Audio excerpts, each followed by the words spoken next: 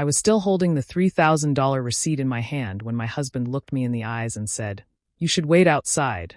This is a family dinner." We were at a very fancy restaurant. It was the kind of place where the lights are low and the menus don't have prices listed. My husband's whole family was there, his parents, his sister, her husband. I had made the reservation and planned everything. It was supposed to be a celebration for his new job title. From the beginning, I noticed how they treated me. They talked around me like I wasn't there. They laughed at inside jokes I didn't understand. When I tried to join the conversation, they ignored me or quickly changed the subject. I kept quiet, thinking maybe I was overreacting. The dinner went on for hours. Everyone ordered expensive dishes: lobster, steak, multiple bottles of wine. No one even glanced at the prices. I assumed they were all going to split the bill. When the check came, the waiter placed it in the center of the table. No one moved.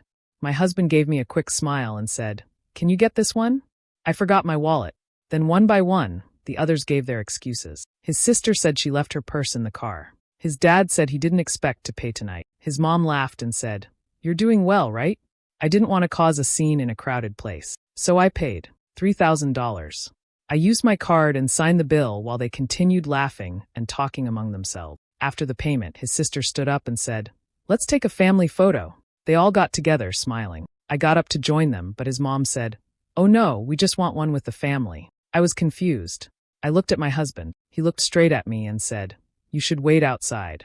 I stood there for a second, not sure what to say. No one else looked at me. They were already posing. I turned and walked outside. I stood by the front door, still holding the receipt. I looked at it again. The total was clear, $3,000. I took a picture of it with my phone and just stood there. Something shifted in me. After everything I had done, after paying for that entire dinner, they had the nerve to treat me like I didn't belong. They had no idea what they had just done. That moment outside the restaurant was quiet, but it meant everything. I had always tried to be kind and patient, but now I had seen them clearly, and they were going to remember this night, because I would make sure of it. I grew up in a small town. My parents worked hard, and we didn't have much. I learned to take care of myself early. I studied hard, worked through college, and later started a small tech company. It wasn't easy, but after a few years, it became successful. I didn't become a millionaire overnight, but I was doing well. I had my own place, a good income, and I didn't rely on anyone. That's when I met my husband. He came from a family that looked perfect on the outside. Big house, private schools, fancy vacations, and a family name they were proud of. But it was just that, on the outside. He spoke like someone who never had to worry about money. At first, I found it charming. He told me he worked in finance, and I believed him. As we started dating, I noticed he never paid for much. He always had excuses, forgot his card, paycheck delayed, bad month. I didn't think much of it back then. I was happy to pay.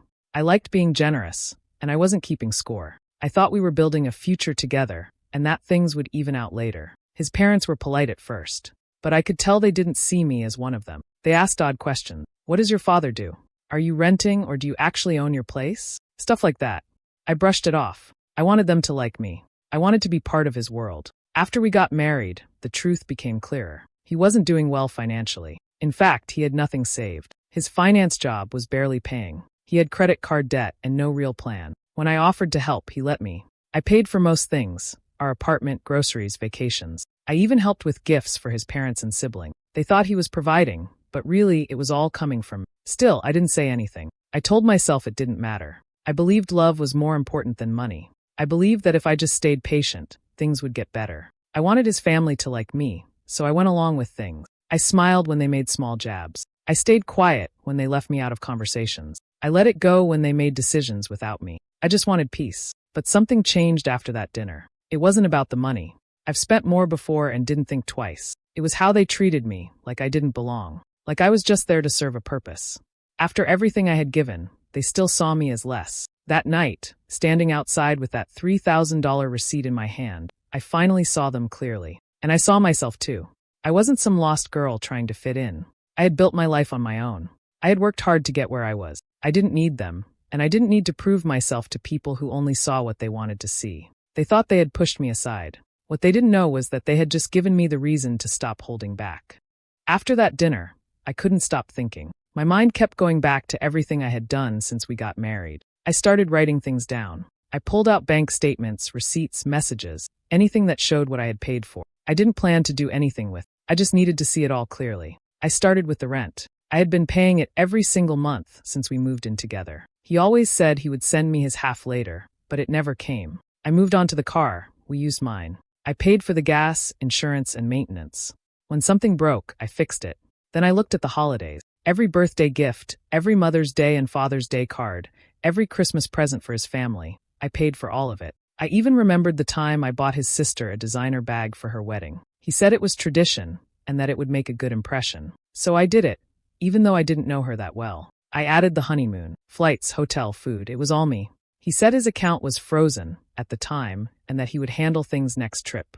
There never was a next trip. I kept going. Little things too. Groceries, phone bills, repairs, clothes. All those times he said he'd get the next one, but the next one never came. I felt sick as the list got longer. I added it all up. In 2 years of marriage, I had spent over $70,000 keeping everything going. It shocked me. I hadn't even realized it was that much. I just kept giving because I thought that's what people in love do. But looking at it now, it didn't feel like love. It felt like I was being used.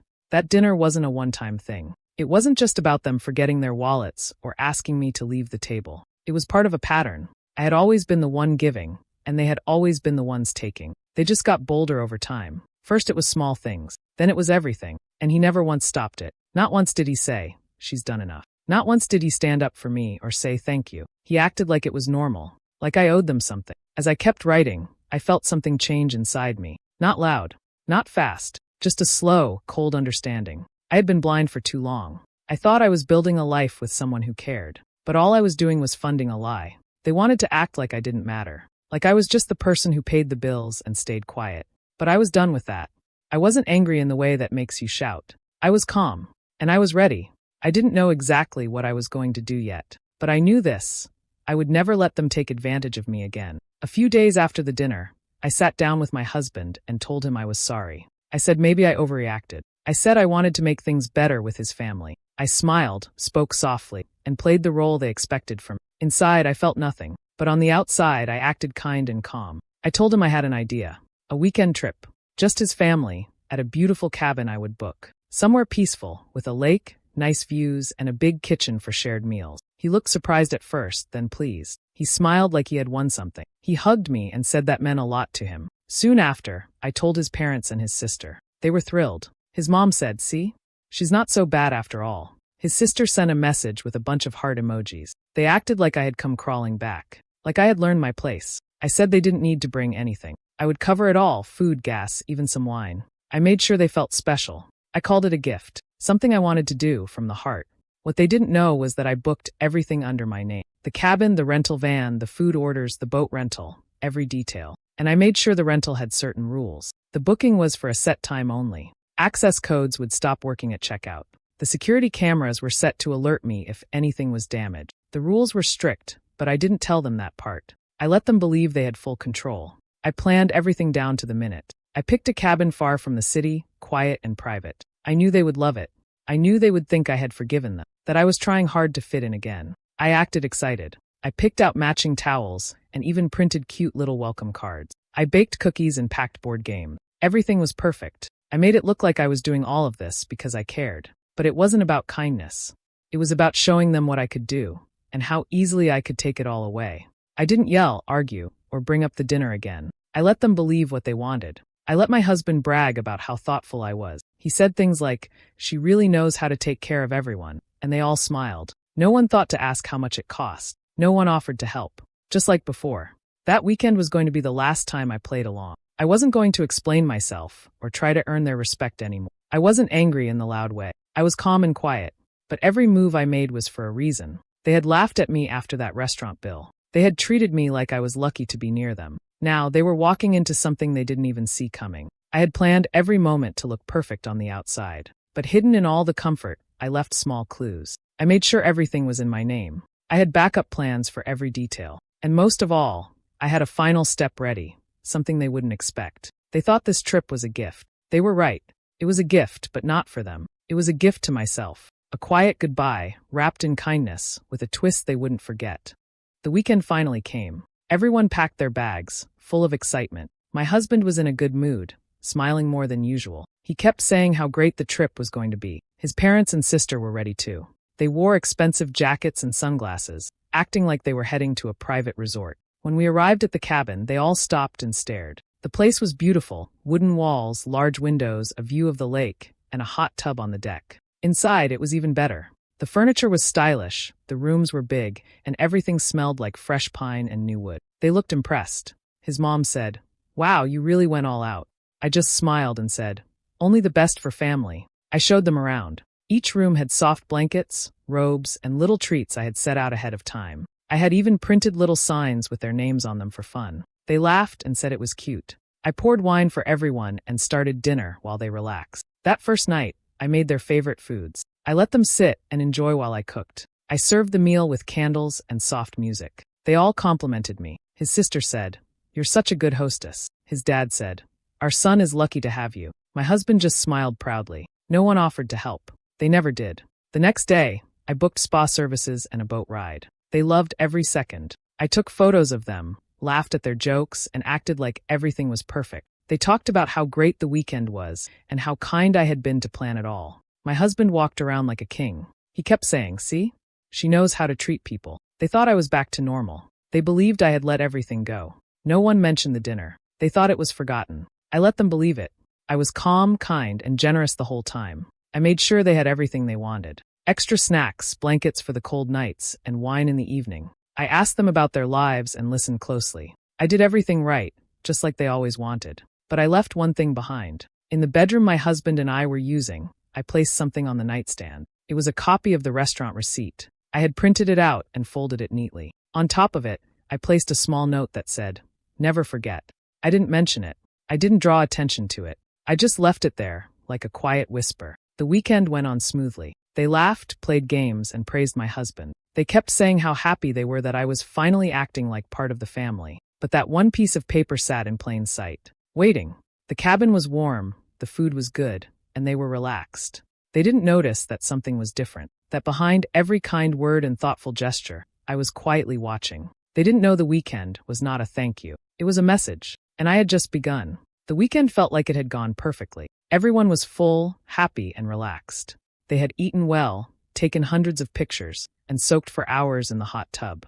They kept saying how this was the best trip they'd had in years. My husband was especially proud. He acted like he had made it all happen. Every time someone praised the weekend, he smiled like he earned it. That last evening, they opened a few more bottles of wine. They sat in the hot tub, laughing loudly. His mom talked about planning another family trip. His sister joked that I should always be in charge of vacations from now on. They didn't know I was already finished with all of them. While they were sipping wine and floating in bubbles, I packed my small bag quietly. I had already placed everything I needed in the car earlier that day. I didn't slam any doors or make a sound. I left the lights off and moved carefully. No one noticed me walking out. They were too busy enjoying themselves. I got in my car and drove down the road to a little cafe that opened early. It was dark outside, but the cafe lights were warm. I ordered tea and sat by the window. I opened my phone and sent a short message to my husband. "The reservation ends at 7 a.m. tomorrow. Hope you brought your wallet." I turned off my phone right after that.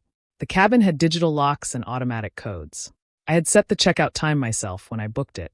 At 7 a.m. sharp, the code would expire. The doors would lock. The alarm system would turn on. And since everything was under my name, no one else could contact the owner or get in. I sipped my tea slowly, watching the sun rise. I imagined them waking up after a long night of drinking. Wet towels on the floor, empty bottles on the table. Then someone would try to open the door to get fresh air or grab something from the car. But the door wouldn't budge. Panic would set in.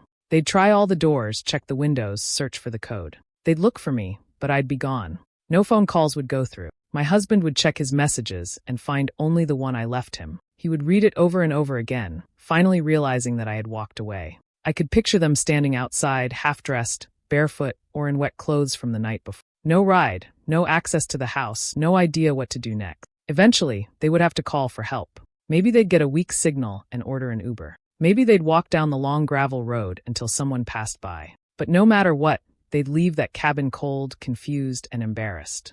They had laughed when they thought I was weak. They had smiled when I paid the bill. They had rested while I worked to please them. Now they were standing in the mess they created, and I wasn't there to clean it up. I didn't need to scream. I didn't need to explain anything. They would figure it out on their own. I had done everything quietly, but the message was loud. I finished my tea, took a deep breath, and looked outside at the road ahead. This time, I was driving toward peace, and they were finally left behind. When I got back home after the trip, I didn't waste time. I already knew what I had to do. I walked into our apartment, looked around, and felt nothing. The place felt cold, even though it was clean and quiet. I had paid for every part of it, and now I was done. The first thing I did was open my laptop. I went straight to the bank's website and removed my name from every account we shared. I closed the joint savings account. I changed the passwords for anything that had my name or money linked to it. I also blocked him from using my credit cards, since he had copies saved on his phone. I didn't want him to spend another dollar that belonged to me. Next, I dealt with the car. It was under both our names, but I was the one making all the payments. I had paid the down payment, covered the insurance, and paid every monthly bill. I called the dealership and explained that I wanted to sell it back. They told me what I needed to do, and I handled it the next day. I didn't even tell him. He could figure it out when he went looking for it. Then I wrote to a lawyer. I didn't cry or hesitate. I just explained the situation and asked to start the divorce process. The lawyer responded quickly and asked for details. I had saved every receipt, every message, every payment. I had proof of everything I had done. I sent it all. But I wasn't finished. I made a list. Line by line, I wrote down every single expense I had covered since we got married. Rent, food, clothes, gifts, trips, bills, his personal spending, family events. I even added small things like streaming services, furniture, and gas. I added everything. Then I calculated the total. It was more than $70,000. After that, I added interest. I looked up the fair rate, added it in, and printed the final document. I wrote at the top in bold letters, amount owed. Then I wrote a short message. I was generous. You were ungrateful. Here's the truth in numbers. I mailed a copy to his parents and one to his sister. I knew they wouldn't like it. I knew they'd say I was being dramatic or unfair. But I didn't care.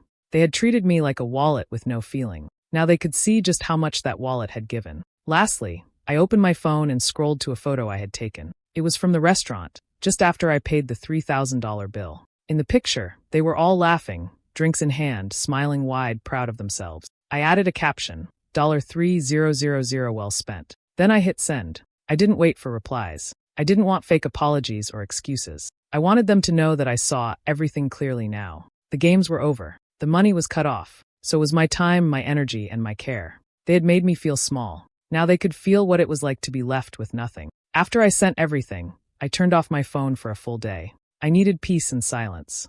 When I turned it back on the next morning, the messages came in fast. My husband had called over 10 times. He left long texts trying to explain. He said he didn't mean to hurt me. He asked me to come home and talk. He promised to fix everything. Then came the messages from his family. His mom left a voicemail saying, "You've embarrassed this family." His dad said I had gone too far. His sister wrote, "This isn't how you handle private matters." They weren't sorry for what they had done. They were just upset they got caught. None of them said thank you. None of them apologized for the money, the lies, or how they treated me. All they cared about was how they looked now that I had pulled away. That's when I decided to tell the full story, but not to them. I opened Reddit and wrote a post using a throwaway account. I didn't share names, photos, or any details that could link it to me directly. I told it like a story, how I paid for everything, how I was pushed aside at dinner after spending $3,000, and how they treated me like an outsider. I wrote about the trip, the exit, and the invoice. I didn't ask for advice or pity. I just wanted the truth out there. It blew up overnight. People started commenting in the thousands. Most were shocked. Others were angry for me. Many said, "You did the right thing," and some even shared their own stories. The post was shared to other subreddits. It started trending. Someone made a meme out of the restaurant photo with the $3,000 well spent line. Then things got bigger. Someone from my husband's work must have seen the post. People online began connecting dots. Screenshots from his and his family's public accounts started to appear. Old comments they had made about gold diggers, lazy wives, and keeping women in line were found and reposted. The internet didn't hold back. His company got tagged. Then they got emails. A few days later, I heard from a mutual friend that he had lost his job. Quietly let go, no public reason. But we both knew why.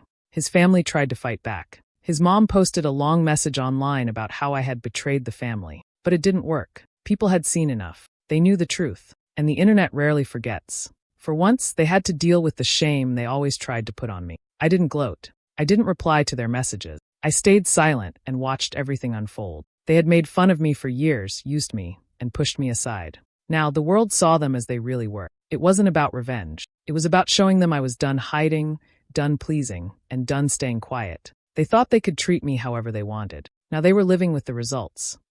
After everything happened, I booked a vacation for myself. Just me. No one to answer to, no one to plan for, and no one to please. I picked a quiet place by the beach. The kind of place where I could hear the waves at night and walk barefoot in the morning. I didn't make a schedule. I slept when I felt like it, ate whatever I wanted, and took long walks without checking my phone. I read books I had forgotten I owned. I watched the sunset every evening and listened to music I loved but hadn't played in years. For the first time in a long time, I felt like myself again. I remembered what it felt like to be free.